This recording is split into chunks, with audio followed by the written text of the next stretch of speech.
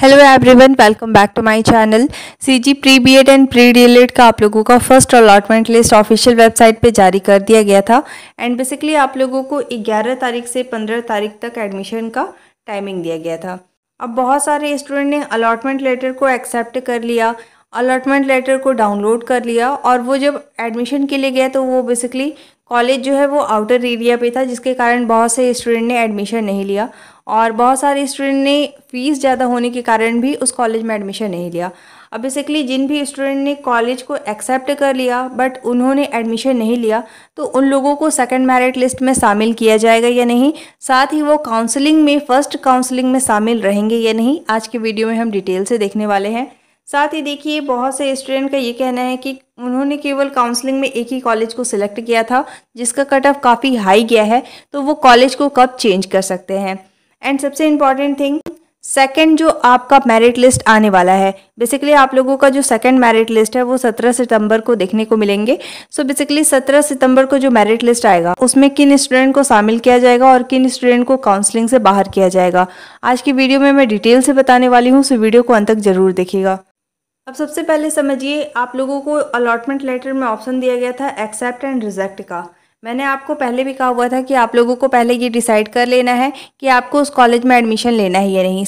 साथ ही आगे आपको पता कर लेना था कि उस कॉलेज में आपको एडमिशन चाहिए या नहीं। अगर आपको कॉलेज में एडमिशन चाहिए तो ही आपको अलॉटमेंट लेटर को एक्सेप्ट करना था और अगर आपको उस कॉलेज में एडमिशन नहीं चाहिए तो आपके ऑप्शन दिया गया था कॉलेज को आपको रिजेक्ट करना था। और बेसिकली आप लोगों का ये इंस्ट्रक्शंस जो है, अगर आपको कॉलेज अलॉट हुआ होगा तो वहाँ पर आप देखेंगे कि वहाँ पर आप लोगों को इंस्ट्रक्शंस दिए गए थे कि आप लोगों को अगर कॉलेज में एडमिशन नहीं चाहिए तो आपको कॉलेज को रिजेक्ट करना है। ये आप लोगों के लिए मैंडेटरी था। अब देखिए, बहुत सारे स्टूडेंट ने कॉलेज को एक्सेप्ट कर लिया और किसी भी रीज़न से, चाहे वो फीस हो या फिर आप लोगों का आउटर साइड में कॉलेज हो, जिसके कारण उन्होंने कॉलेज को एक्सेप्ट किया बट जाकर वहाँ पे एडमिशन नहीं लिया, तो आप लोगों को क्या करना है। तो देखिए, बेसिकली ये माना जाता है कि आप लोगों ने कॉलेज को एक्सेप्ट करके उस कॉलेज में एडमिशन करा लिया है। अब ऐसे सिचुएशन में क्या होगा कि आप लोगों को फर्स्ट काउंसलिंग से बाहर कर दिया जाएगा। अब ऐसे में देखिए, जो आप लोगों का 17 सितंबर को दूसरा मेरिट लिस्ट आने वाला है उसमें आप लोगों को शामिल नहीं किया जाएगा। साथ ही आप लोगों का थर्ड मेरिट लिस्ट जब आएगा उसमें भी आपको शामिल नहीं किया जाएगा। अब आपको क्या करना है, तो बेसिकली आप लोगों का सेकंड काउंसलिंग जब स्टार्ट होगा, 1 अक्टूबर से आप लोगों का बेसिकली सेकंड काउंसलिंग स्टार्ट होगा, तो उसमें आप लोगों को फिर से चांसेस दिया जाएगा। तो ये गलती आप नहीं कीजिएगा। आप लोगों का जो सेकंड काउंसलिंग स्टार्ट होगा उसमें आप अगेन फीस पेमेंट करेंगे एंड देन आफ्टर आपको अपना न्यू काउंसलिंग कराना होगा। उसमें आप कॉलेज को सिलेक्ट कर सकते हैं, प्रेफरेंस को चेंज भी कर सकते हैं। सो इसमें आप लोगों को बेसिकली लोगों का जो अभी सेकंड मेरिट लिस्ट आएगा, थर्ड मेरिट लिस्ट आएगा फर्स्ट काउंसलिंग का, उससे आप लोगों को बाहर कर दिया गया है, लेकिन आप सेकंड काउंसलिंग करा सकते हैं और सेकंड काउंसलिंग में भी बेसिकली आप लोगों का 3 मेरिट लिस्ट आने वाला है। ठीक है, आई होप आपकी ये डाउट्स क्लियर हुए होंगे। अब सेकंड इंपॉर्टेंट थिंग, जिन्होंने केवल एक ही कॉलेज को सिलेक्ट किया है एज अ प्रेफरेंस, जब आपने रजिस्ट्रेशन किया था तो उस समय आप लोगों को मैंने बताया था कि आप लोगों को 5 to 10 कॉलेज को सिलेक्ट करना होता है। अब बेसिकली अगर आपका नंबर अच्छा है तो आप लोगों को फर्स्ट मेरिट या सेकंड मेरिट में अगर आप 1 से 2 कॉलेज भी सिलेक्ट करते हैं तो भी आपको कॉलेज अलॉट हो जाएगा। लेकिन ऐसे स्टूडेंट जिनका नंबर ठीक ठाक है, लाइक 50 to 60, 60 to 65 इसके अप्रॉक्स में है, सो बेसिकली आप लोगों को 5 कॉलेज एटलीस्ट सिलेक्ट करने थे। क्योंकि आप लोगों का देखिए, अगर फर्स्ट मेरिट लिस्ट में अगर आपने केवल एक ही गवर्नमेंट कॉलेज सिलेक्ट किया है तो ऐसे में हम ये प्रिडिक्ट नहीं कर सकते हैं कि कट ऑफ कितना जा सकता है, इसलिए आप लोगों को 5 to 6 कॉलेज एटलीस्ट सिलेक्ट करने थे। अब बेसिकली अगर आपने केवल एक ही कॉलेज सिलेक्ट किया है और अगर आपको कॉलेज अलॉट नहीं हुआ है, ठीक है, मान लीजिए फर्स्ट मेरिट लिस्ट में आपको कॉलेज अलॉट नहीं हुआ तो आप लोगों को ऑटोमेटिक सेकंड मेरिट लिस्ट में शामिल कर लिया जाएगा। अगर आपको सेकंड मेरिट लिस्ट में भी कॉलेज अलॉट नहीं होगा तो आपको थर्ड मेरिट लिस्ट में शामिल कर लिया जाएगा। अब मान लीजिए केवल एक ही कॉलेज आपने सेलेक्ट किया है तो आप लोगों को फर्स्ट राउंड में कॉलेज अलॉट नहीं होगा तो आपको डायरेक्ट सेकंड काउंसलिंग जो होगा उसमें भी शामिल कर लिया जाएगा। बट अगर आप मान लीजिए केवल एक ही कॉलेज सेलेक्ट किए हैं और आपको चाहिए कि हमें और भी कॉलेज को ऐड करना है, प्रेफरेंस को चेंज करना है, तो ऐसे में आप लोग डायरेक्ट सेकंड काउंसलिंग में कॉलेज को ऐड कर सकते हैं, प्रेफरेंस को चेंज कर सकते हैं। सारे ऑप्शंस आपको प्रोवाइड किए जाएंगे सेकंड काउंसलिंग में। फर्स्ट काउंसलिंग में आप लोगों को कॉलेज ऐड करने, प्रेफरेंस चेंज करने का अलग से ऑप्शन प्रोवाइड नहीं किया जाता है। ठीक है, अब देखिए बात कर लेते हैं कि किन को सेकंड राउंड की मेरिट लिस्ट में शामिल किया जाएगा। देखिए आप लोगों का फर्स्ट काउंसलिंग का फर्स्ट मेरिट लिस्ट आ चुका है। अब आप लोगों का सेकंड मेरिट लिस्ट जो है वो 17 सितंबर को देखने को मिलेंगे। और जो 17 सितंबर को आप लोगों का मेरिट लिस्ट आएगा ये ओनली आप लोगों का दावा आपत्ति के लिए आएगा। अच्छा देखिए बहुत सारे स्टूडेंट का ये डाउट है कि दावा आपत्ति क्या होता है। दावा आपत्ति में बेसिकली आप लोगों को ये देखने होते हैं, जैसे मान लीजिए 17 तारीख को आप लोगों का एक मेरिट लिस्ट आएगा। उस मेरिट लिस्ट में आपको चेक करना है कि आपकी कैटेगरी, आपकी स्ट्रीम, आपकी ही कैटेगरी होनी चाहिए और आपका ही स्ट्रीम होना चाहिए। इस चीज़ का आप ध्यान रखेंगे। बहुत सारे स्टूडेंट ने ये कहा कि उस कॉलेज में उतने ही नंबर वाले स्टूडेंट को कॉलेज अलॉट कर दिया गया है और हमें नहीं किया गया है। सो बेसिकली आपको स्ट्रीम भी चेक करनी पड़ेगी और साथ ही आप लोगों को उसका कैटेगरी भी देखना है। और उसके अकॉर्डिंग मान लीजिए, फॉर एग्जाम्पल मान लीजिए किसी स्टूडेंट का नंबर है वो 64 है और आपका नंबर 65 है, ठीक है। आपकी कैटेगरी बिल्कुल सेम है, आपका स्ट्रीम बिल्कुल सेम है। स्ट्रीम मीन्स सब्जेक्ट, जैसे मान लीजिए ये भी साइंस स्ट्रीम के हैं और आप भी साइंस स्ट्रीम के हैं और इनको कॉलेज अलॉट कर दिया गया है, लेकिन आपको कॉलेज अलॉट नहीं किया गया है, आपको मेरिट लिस्ट में शामिल नहीं किया गया है।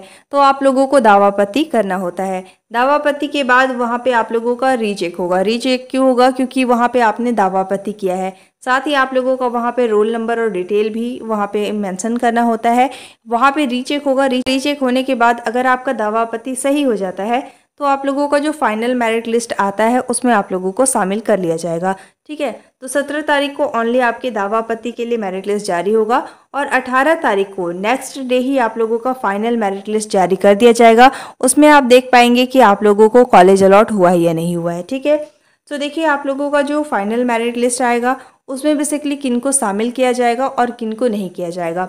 देखिए मान लीजिए अगर आपने अभी फर्स्ट राउंड में कॉलेज को एक्सेप्ट कर लिया और जाकर आप महाविद्यालय में एडमिशन नहीं लिए, ऐसे में क्या होता है कि आप लोगों का जो रोल नंबर है वो बेसिकली लॉक्ड हो जाता है, क्योंकि आपने कॉलेज को एक्सेप्ट किया है। एक्सेप्ट करने का मतलब ये होता है, ये माना जाता है कि आपने कॉलेज में जाकर वहाँ पे एडमिशन करा लिया है। तो ऐसे में आप लोगों का रोल नंबर जो है वो आप लोगों का ऑलरेडी रजिस्टर्ड बताता है। मीन्स अगर आप लॉगिन करेंगे तो बेसिकली आपको ऐसा माना जाता है कि आपने कॉलेज को एक्सेप्ट कर लिया है, इसलिए आप लोगों का वहाँ पे लॉगिन भी नहीं होता है, राइट। तो देखिए आप लोगों को जो सेकंड मेरिट लिस्ट आने वाला है उसमें शामिल नहीं किया जाएगा। किसको? जिन्होंने फर्स्ट काउंसलिंग में कॉलेज को एक्सेप्ट कर लिया और जाकर महाविद्यालय में एडमिशन नहीं लिया है। अब सेकंड इम्पॉर्टेंट थिंग, बहुत से स्टूडेंट ने क्या किया कि कॉलेज को एक्सेप्ट भी नहीं किया, रिजेक्ट भी नहीं किया। ऐसे में भी आप लोगों को काउंसलिंग से बाहर कर दिया जाता है।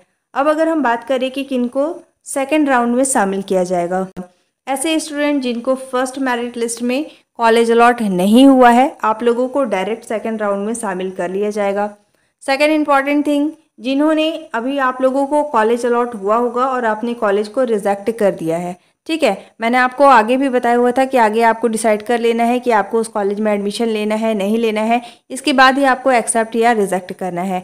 सो अगर आपने ऑफिशियल वेबसाइट में विजिट करके कॉलेज को रिजेक्ट कर दिया है तो ऐसे में भी आप लोगों को सेकेंड मेरिट लिस्ट में शामिल कर लिया जाएगा, ठीक है। आई होप आपके ये सारे डाउट्स क्लियर हुए होंगे, ठीक है।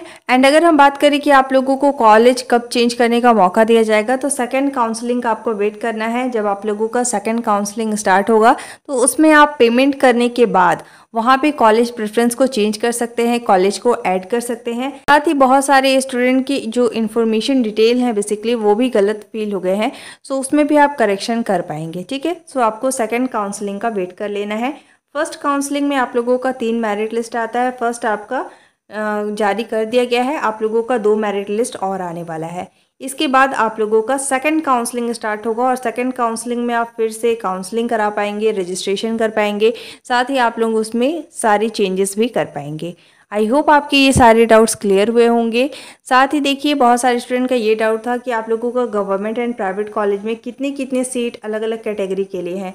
मान लीजिए आप एसटी कैटेगरी के हैं, एससी हैं, ओबीसी हैं, जनरल है या फिर ओएस कैटेगरी के हैं, तो आप लोगों के लिए गवर्नमेंट हो या प्राइवेट हो उनमें कितने कितने सीट अवेलेबल होते हैं, इसके लिए मैंने डिटेल में वीडियो बना के चैनल पे शेयर किया हुआ है। साथ ही पीडीएफ को मैंने टेलीग्राम ग्रुप में शेयर किया हुआ है, तो आप मेरा टेलीग्राम ग्रुप ज्वाइन करके वहाँ से चेक भी कर सकते हैं।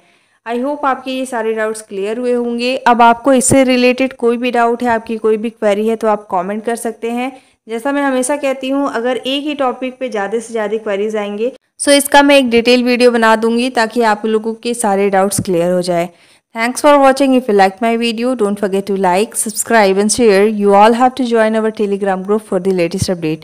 Thank you so much for watching.